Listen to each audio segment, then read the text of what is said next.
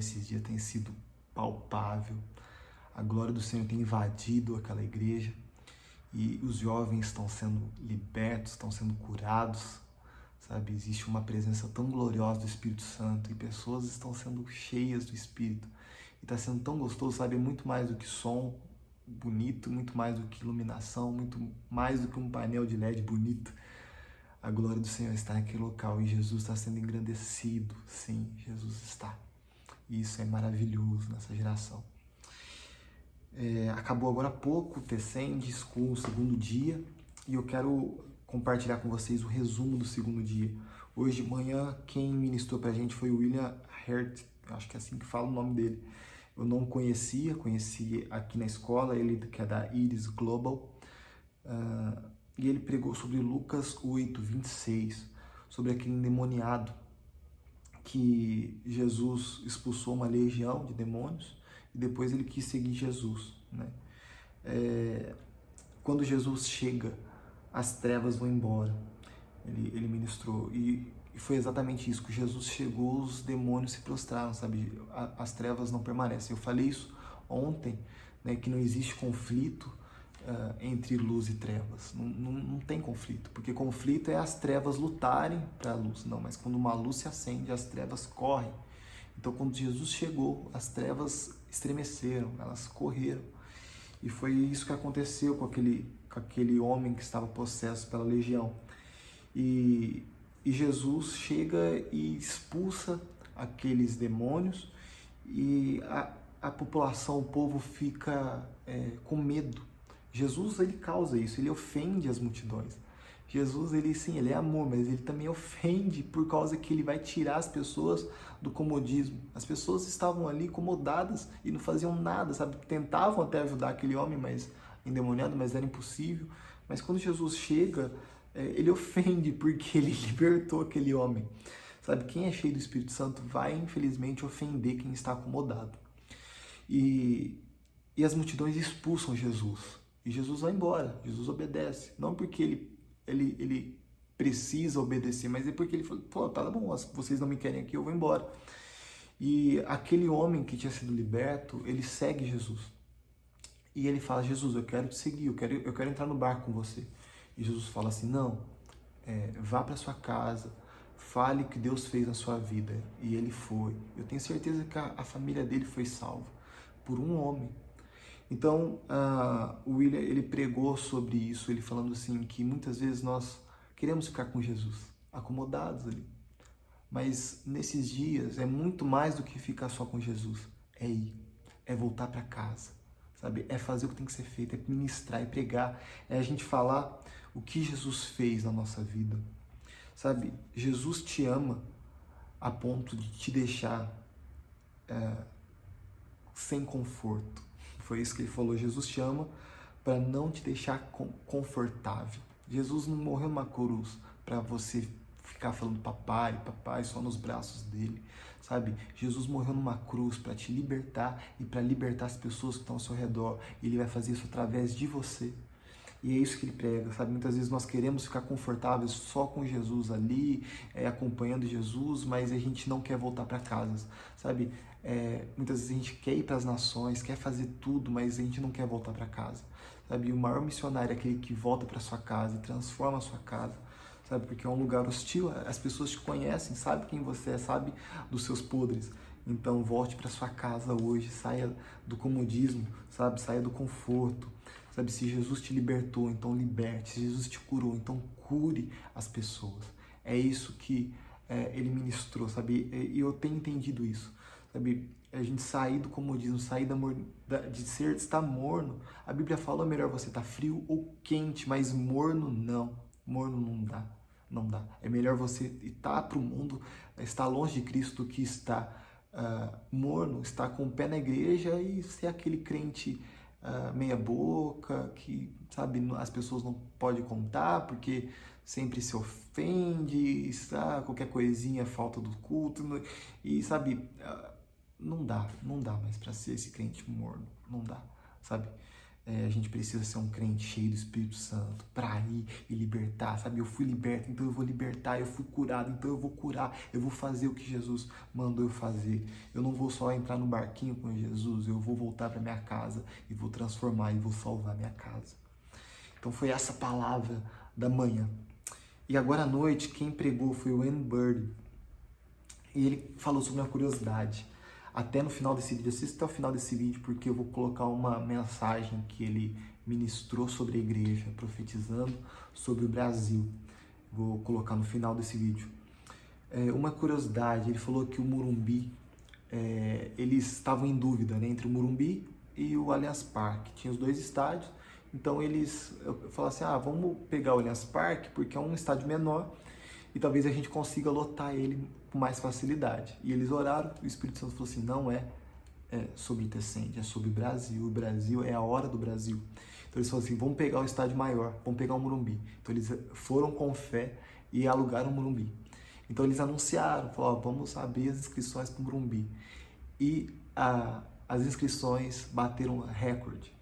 Eles superaram as inscrições do U2 e do Coldplay ali no Morumbi, de tempo de encher um estádio. Eles bateram um recorde. Antes era do Coldplay e do U2 o recorde, agora é do Descende. O Brasil está com fome e sede de Jesus. O Brasil precisa de Jesus e precisa agora. Então ele contou essa curiosidade e ele pregou sobre Romanos 15, falando sobre Paulo, Romanos 15:15.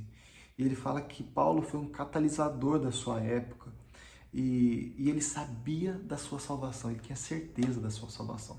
Muitas vezes nas igrejas nós falamos assim, quem quer aceitar Jesus? Todo mundo fecha o olho, hein? Todo mundo fecha o olho. Quem quer aceitar Jesus, levanta a mão. Para ninguém tá te vendo. Pode ficar tranquilo, se você vai aceitar Jesus, mas ninguém tá te vendo, tá todo mundo de olho fechado, sabe?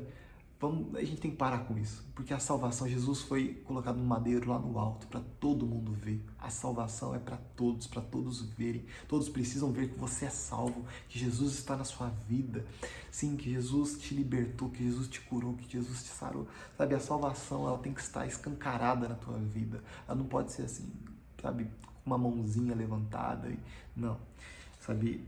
Paulo não foi um crente assim. Paulo tinha certeza da sua salvação e ele deu a sua vida pelo ministério de Jesus. Ele deu a vida pela palavra.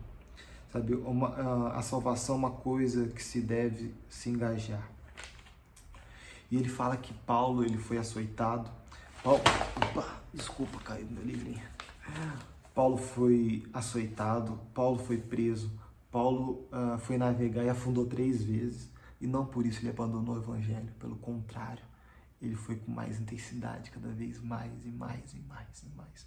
Sabe, ele não falava assim, a bondade do Senhor não está comigo, acho que isso não é de Deus. Sabe, ele tinha certeza da salvação. Eu acho que o que falta hoje na nossa geração é a certeza de que você e eu somos salvos, sabe, certeza e dar vida por isso, pela salvação, pela cruz.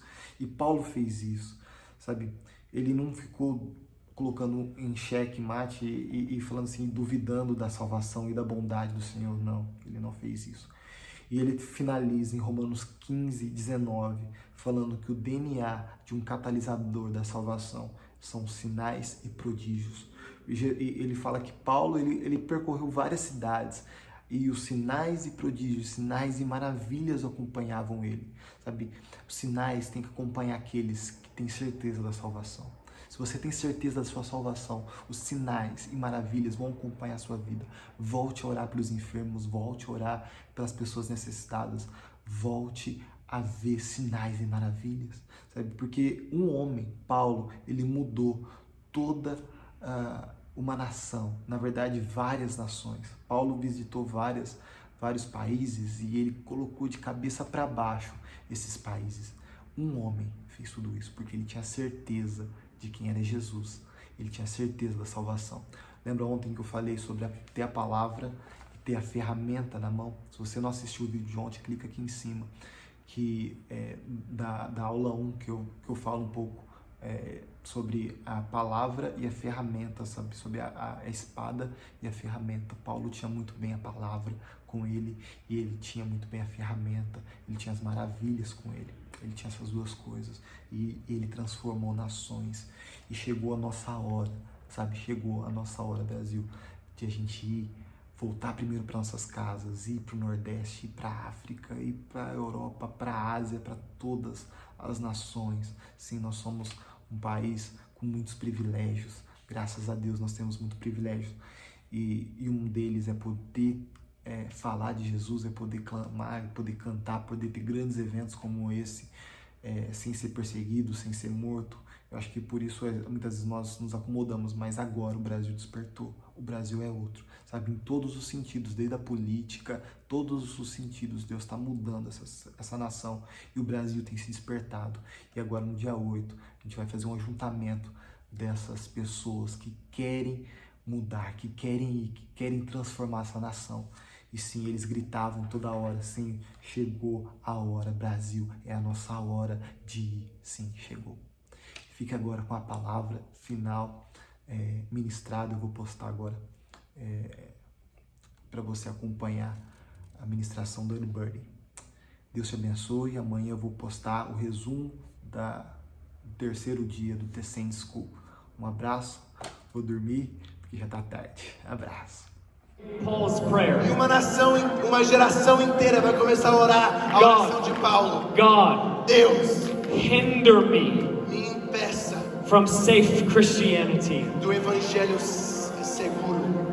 Hinder me Me impeça from safe de Christianity. viver um evangelho seguro. And send me E me envie to the neighborhoods para as vizinhanças and the high e os schools ensinos médios and the e as universities universidades and the Muslim world e o mundo muçulmano and the Buddhist e world o mundo budista and the Hindu world. e o mundo hinduísta. God, hinder me Senhor, me impeça from easy de Christianity evangelho fácil and send me e me envie to North Africa para a norte da and África send me e me envie to the para Himalayas. os Himalaias. Hinder me Me impeça and send me. e me envie. Lord, release the fire right now on every heart in here. Release the fire. Libere o fogo sobre todos os corações. We declare right now in Jesus' name. Nós declaramos agora no We nome de declare Jesus. war on safe Nós Christianity. declaramos guerra contra o evangelho seguro. We declare right now. Nós declaramos agora. We are destroying safe Christianity Nós in our estamos lives. destruindo o evangelho fácil das nossas vidas. We refuse to live in comfort Nós nos recusamos a reviver em conforto. when millions are waiting for the good news of Jesus. Quando milhares estão esperando para ouvir as boas notícias de Jesus. I want to invite you right now. Eu quero te convidar agora. Many of you have a fire burning on your hearts. Muitos de vocês têm um fogo queimando em seus corações. Lift your hands to the Lord right Levante as now. suas mãos para o He's Senhor coming agora. on you. Ele He's está vindo coming sobre on you você.